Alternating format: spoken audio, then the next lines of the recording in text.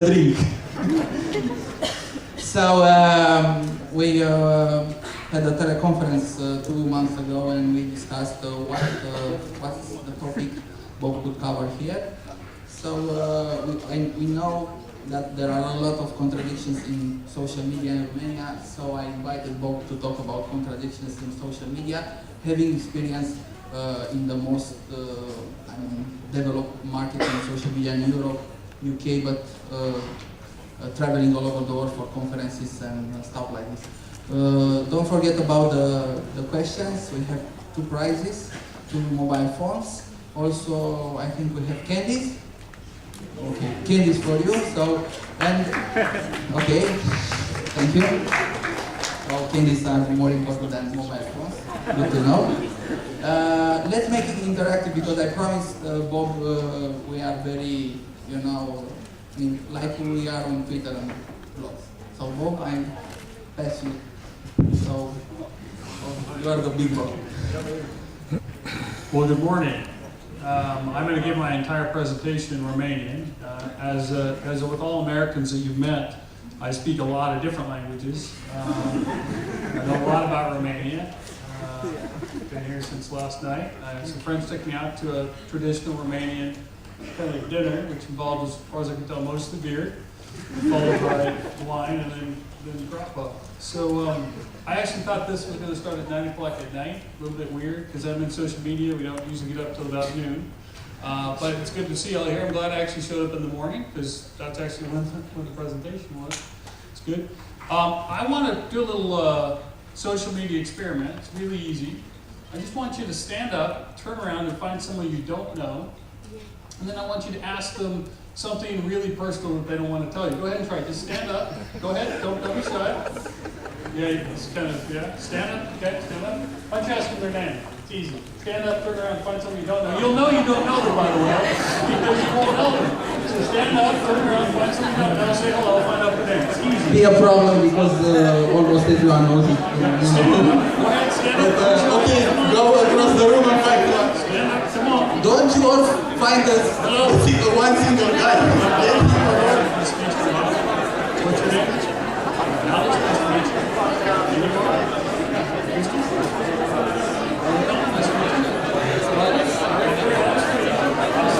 I like to look around, right?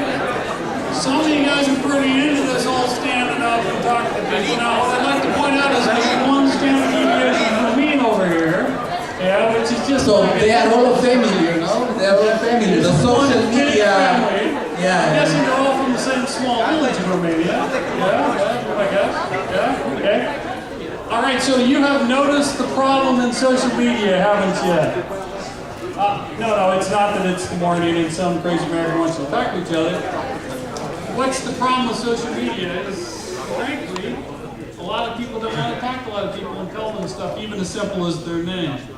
It's kind of weird, because we asked to do all sorts of other things that are a lot more difficult in social media. And I actually work at Vodafone. I'm a recovering Microsoftie. I spent about 10 years of my life at Microsoft. I worked in about 90 countries for Microsoft.